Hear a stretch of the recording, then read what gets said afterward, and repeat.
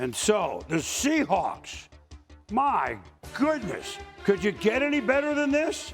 Well, not much if you're really picky. The Seahawks are going back to the Super Bowl. They win it 31-27 at home. Jeff Darlington with middle linebacker Ernest Jones. The support that you showed for your quarterback, he comes out here against this same team and absolutely balls. What is that like? I won't say the words again, but I told you back then, man, I knew Sam was going to come out here and ball. What do you have, 300 passing yards? Like, come on, get off my quarterbacks. That stop that you guys had down here on 4th down, take me through it and how we're able to do it. And I'm telling the guys, man, we're here. Everything we work for is on in this moment. Let's go out here, let's clamp up, and let's get a stop. You are going to the Super Bowl. Yeah! Thank How you, does Lord. that feel? That feels amazing. Thank you, Lord. Very together team. Not that the Rams aren't. Look, they gave 3 great games this year. Yeah. I thought the 38-37 was the game of the year. And really, with the 2-point conversion, we said it last week, that were made in that game. Seattle was the 1, the Rams were the 5. They had a long road. We'll talk about the Rams in a minute.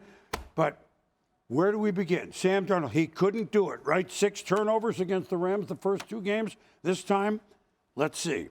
346, 3 TDs, no pick, Boom, no fumble. I'll take you back a step further. Sam Darnold with the Jets, he was seeing ghosts.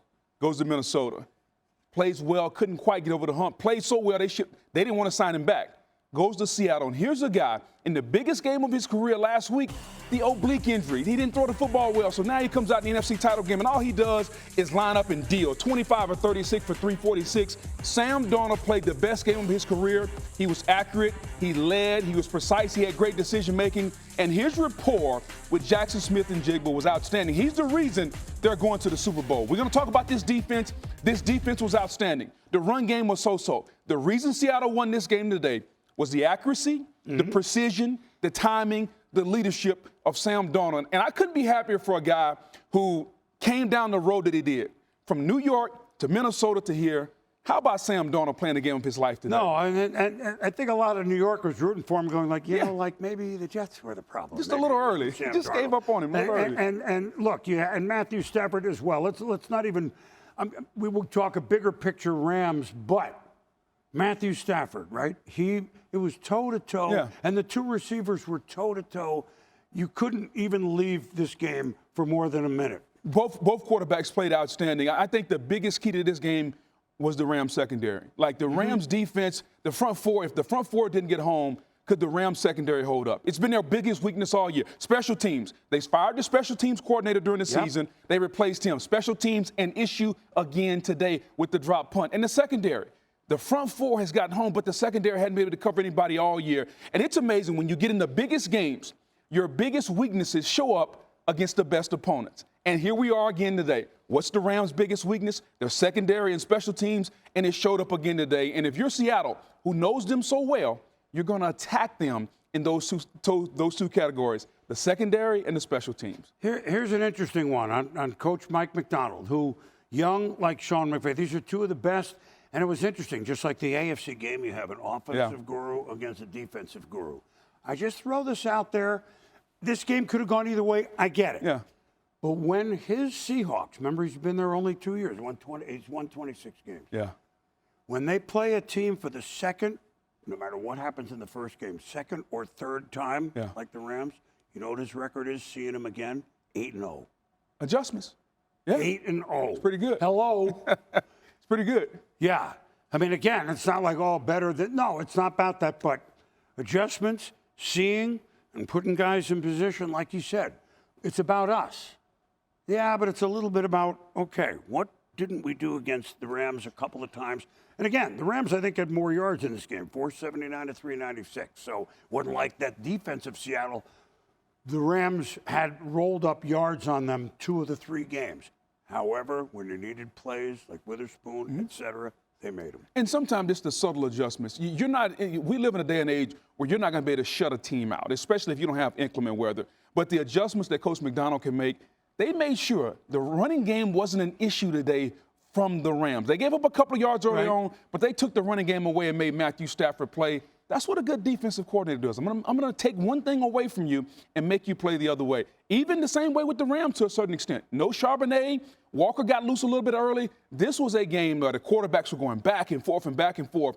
And isn't it fitting on a year when Matthew Stafford most likely is going to be the most valuable player in our league, that Sam Darnold outdoes him? All right, guys. Congratulations to Seattle. It's an excellent football team. And, I love our group. Really, I think the finality of all of it, didn't ever really expect this. We came here with the expectations to win. We had our chances. They made their plays, and it was a great back-and-forth game by two great teams. But it's a couple critical errors that ended up costing us. But love this team. It's one of my all-time favorites. I'll be honest with you guys right now. Nothing but gratitude for these guys. Nothing but respect for the Seahawks. And I'm pretty numb. I think the finality of all of it, when you don't allow yourself to even think about anything other than just advancing. I felt like we were going to be the team on that podium, and we weren't. And, you give Seattle the credit. But I love this group. And, I'm never really short on words, and I am right now. So it's tough. But this is sports, and you got to be able to deal with it. Stand up. Never question him. I thought the Rams might run out of that. They started this game with a lower gas tank than Seattle. What would that show up in the game? Would they miss a play? Would they miss? I don't know, Booger. But the path that they took after that 38-37 loss, they went to Atlanta, got beat by Bijan at the big game when they were hanging their heads like we can't get the 1 seed. Had to play 4 quarters with the regulars just to beat Arizona. Had to play to the very end of the game to beat Carolina. They weren't counting on that. 5 quarters, Chicago, Caleb making throws, yet they come out of the frigid, and then they go up to Seattle in a very rough place to play. I wondered whether I've actually earned more respect for them. I know they lost. They didn't win.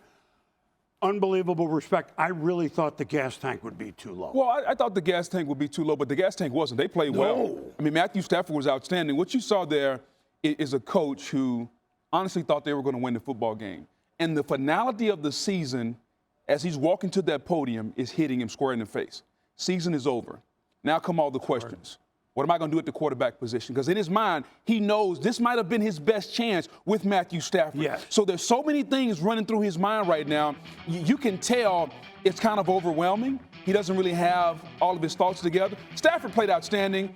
From a guy who we thought wasn't going to be ready in August with back issues to the NFC Championship game, Sean McVay did an outstanding job coaching. However, in the end, if the Rams are going to get back here, they got to fix their secondary.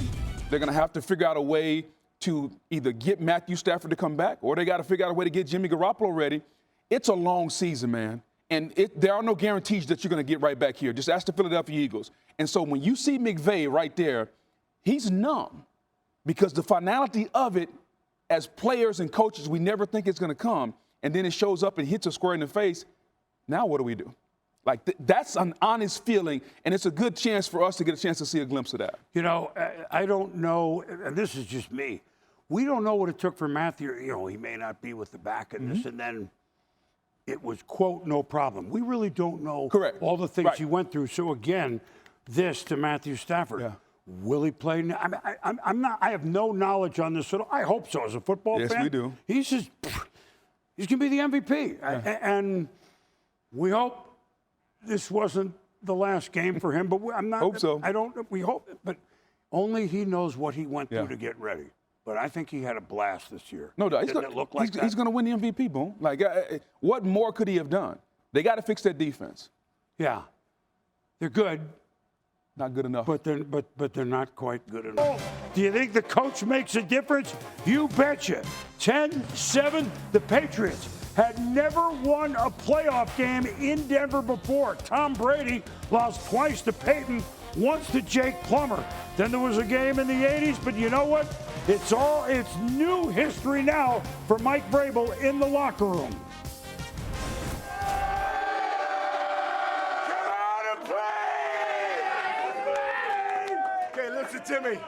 Listen to me. Sometimes you got to believe things before you can see them.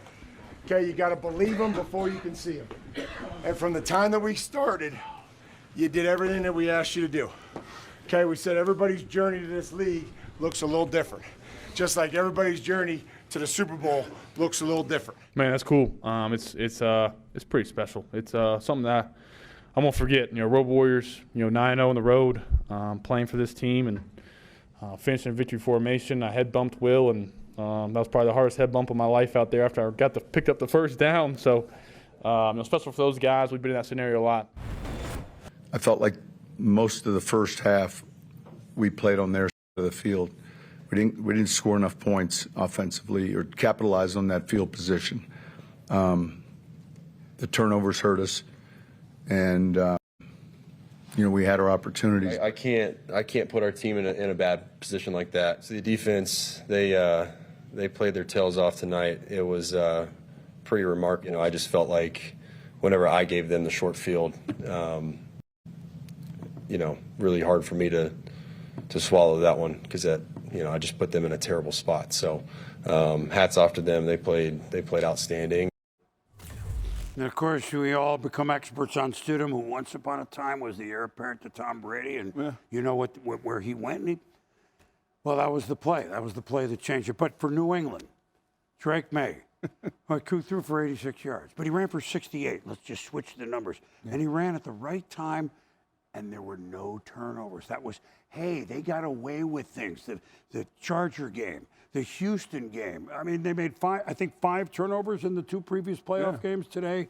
Nothing. And that was the difference. Well, boom, let's take a look at the first half of this game. Drake May was not throwing the football well. He threw the ball for 86 yards in this entire game. And I thought it was an outstanding job of understanding when your fastball is not there and you got to go to your secondary pitch. And for Drake May, he's an outstanding athlete. And his secondary pitch was his legs. His ability to make first downs with his legs was outstanding, especially when the Broncos were in man coverage. If you're going to be in man coverage, the defensive line has to keep the quarterback in the pocket. You can't allow that seam. Drake May, tremendous athlete, 6'5", 240 pounds. He can run. He's a tremendous runner, and there you get a first down. He rushed for 6 first downs, especially when the Broncos are in man coverage. The secondary's back is turned. Defensive line doesn't keep the quarterback in the pocket, and there goes Drake May again.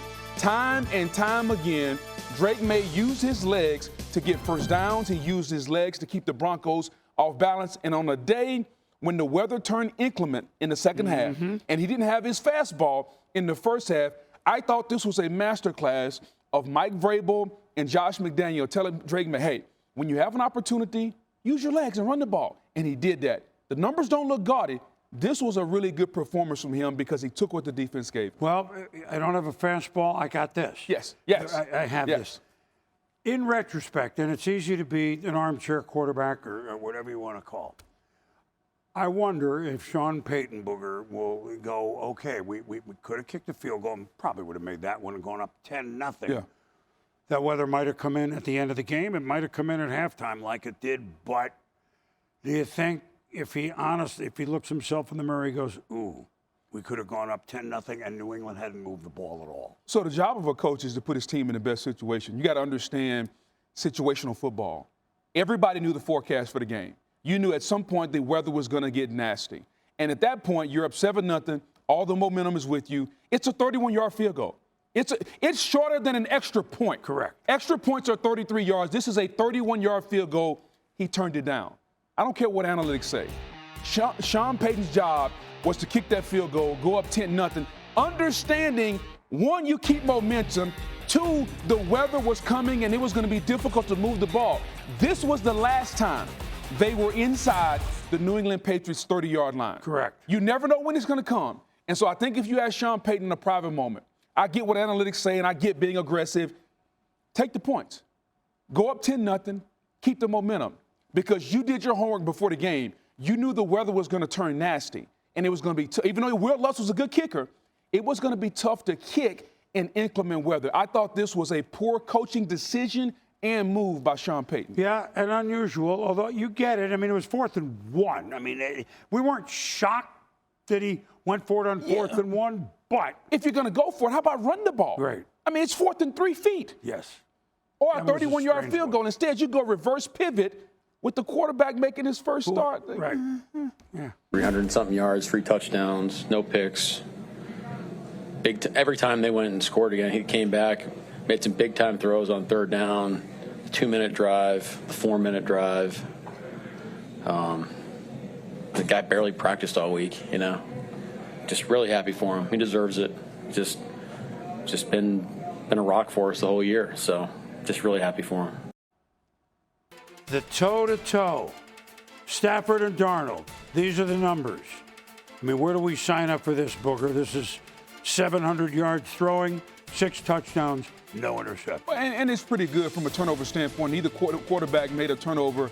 The efficiency, the precision, this was quarterbacking at its highest level. And it was good to see not only Matthew Stafford, who started this season in August. We didn't know if he was going to play with the back injury. And Sam Darnold, could he win the big game? Could he play his best in the biggest moments? He showed up and showed out today, Boom. And the 2 receivers, 1, Puka Nacua, led the league in catches. 2, Jackson Smith and Jigba, almost 1,800 yards receiving this year, led the league in yards. They caught 19 between them. They caught over 300 yards. They each got a touchdown. I mean, these were the biggest game. The biggest players played at the top of their game. And here's the best thing about this. You knew before the game, both of these guys were getting the football. The Rams were going to throw it to Puka Nacua, and the Seahawks were going to throw it to Jackson Smith. And if we know it, everybody in America knew it. There's probably 45 million people watching this game. Everybody knew where the ball was going, and they still got open. It's great. The offensive coordinators did an outstanding job, but that's a credit to these young men. Everybody knows they're getting the ball, and they still can get open and make catches. I mean, look, again, armchair quarterback, and it's the 2 Seans, 2 guys who we respect to the moon, obviously. We discussed the Sean Payton had it over Woody. If Sean McVay had it over on 4th and goal, about 5 minutes to go, figuring, or, you know, I'm going to get the ball again, but a field goal would have made it 1. Would we have done that differently? We wondered. I wasn't surprised that he. Actually, I was surprised a little bit that he went. Like, you got to understand, and I get it. There are a lot of people out there that are going to say analytics, and the ESPN analytics will say go and all that. Hey, at some point, understand the momentum of the game. Understand how it goes. And at that situation, if Sean McVay, you bring Mevis out there, you kick the field goal, now you put the pressure back on Seattle's offense. And so now if you're Seattle's offense and if you go 3 and out or you get a ball back, we don't need to drive for a touchdown. We got a kicker that can kick a 50-yarder, and we're on turf, so we don't have to worry about the footing. And so now the pressure goes back to Seattle's offense to keep the football. I just think, and I hope it doesn't rear its ugly head in the Super Bowl, if you're a coach out there and you got an opportunity, the name of the game is to score more points than the opponent. Like last time I checked, that's a field goal counts as 3 points. Let me see. That's rule number 1. It still should be rule number 1. Score more points than the other team. But for some reason, we get coaches that get a little greedy. And I get it. Dan Campbell set this precedent a couple years ago, going for it and being so aggressive. We got to get back to like doing the things that used to help us, man. I won a playoff game kicking 5 field goals. The great Indianapolis coach, we went to Baltimore, we won 15-9. I remember that. You can win with field goals. Don't be so disappointed and feel like you have to go for everything. And I think if you're Sean McVay and you're Sean Payton and you have a conference this offseason, they're going to talk about, hey, maybe we need to learn how to kick a few more field goals. Well, here's the one thing. If you have Stafford and Nacua, and in Seattle's case, if you have Sam Darnold and Jackson Smith and Jigba, this shades you. Why would I kick if I can do I understand. I get it. Okay, we're getting a lot of different signals. We're going to go to Matthew Stafford first, or we're going to go to JSN. We're going to go to Matthew Stafford after the game. Played great, but again, flying home without this time a trip to the Super Bowl. I think it came down to a whole lot more than just that. It was a battle the whole game. It wasn't like we were all just, waiting for one play here or there. There's a million plays in a football game that can turn the tide, and we had our opportunities, didn't make it. He thought he was going to get a pressure look. They dropped out. And so now you have 7, 8 guys dropping back. It's a good defensive call. It is a good defensive call by Mike McDonald. You got to break your tendencies there. And so he doesn't know. That's why he double clutched. He was ready to throw the football, but there was no way to throw it. And then that internal clock gets in your head. I can't hold it for 5 seconds. And he kind of forced one. Witherspoon made a really good play. Stafford has nothing to hang his head about. Oh, God, no. The Rams played an outstanding game throughout the season. Boom. It's a really good year. Sean McVay is still one of the better coaches in football. But as I said earlier, in the biggest games against the better competition, your weaknesses and your flaws always show. Very good. That was great. They always show. And in this game, the Rams' biggest weaknesses weren't the quarterback. They weren't Devontae Adams. They weren't Puka Nacua. It's their special teams and their secondary. Special teams and secondary cost the Rams. And I think if you're Sean McVay, if you can convince Stafford to come back, that's one thing. I know that both coordinators are up for jobs and head coaching jobs and all that. If Shula comes back on the defensive side of the ball, what are you going to do if you're Les Snead and Sean McVay to ensure the secondary is better? That, to me, that's the number one question I have for the Rams. And bull rush here and there, even though his defenders, yes, verse and I mean, obviously, yes, but can't have everything. You can't. Apparently, you can't unless you're Seattle. And they got it pretty good. They got a lot of answers, They and they got more answers on this day. And one of their answers, I'm going to do it anyway. JSN. All right, we have some sound from him. He led the league with almost 1,800 yards in receiving. How does he get open? That sounds like a question I should ask both of them. But meanwhile, he's going to the Super Bowl. Just a true leader, true competitive leader. He led us today. Can't say enough about Sam, man. It's been a great first year. We got one more to go, but for him to overcome what he has to overcome, I'm rolling with Sam all day. So, we believe in him. This building believe in him. The city believe in him, and it's awesome to run out on the field with him. He's had 5 games against the Rams, including 2 last year with Geno. 4 of them are like stats today. And Rams are one of the better defenses. Yeah. I mean, I know they don't, but this young man, he's. I don't want to say the sky's the limit because I had a guy in the Seahawks this week tell me, why would we make the sky the limit? But he's only, that was Devin Witherspoon, actually. He's amazing. Something to think about, Boom. This thought just crossed my mind. If I remember correctly, the game where Darnold was supposedly seeing ghosts was against the Patriots. It's amazing. It's amazing how we come full circle. Here we go. In the Super Bowl. We're getting to it. It's Sam Darnold against the Patriots. It's amazing how life works. He's going to get an opportunity, even though the players are different and all that. I get that. But it's Sam Darnold against the Patriots. Here you go in the postseason. Began allowing just 3 to the Chargers. Then all the turnovers with Stroud and Houston. They gave up only 26 points in 3 playoff games. That's their biggest reason why they're going. Dan Graziano with Milton Williams after the game. What was it that made you want to be here, and has that all come true? Coach Vrabel. Coach Vrabel, he believed in me, and he had the confidence in me, and instilled all that into me, to just go out there and do what I do. Just gave me that confidence to go out there and dominate. And every time I come out on the field, I try to prove that they picked the right guy, and I'm gonna just come out here and work. That's it. The camaraderie and the team chemistry that he's built from the coaching position, the head coach position, is second to none. Hopefully he wins Coach of the Year because probably the best coach I ever had. I do this for the players. I've been in their position. I have. I've been there. And it's amazing. And I want other people to feel that feeling. And it's for our families who make a lot of sacrifices and the excitement and the joy that they have. Trust me, I'm fine.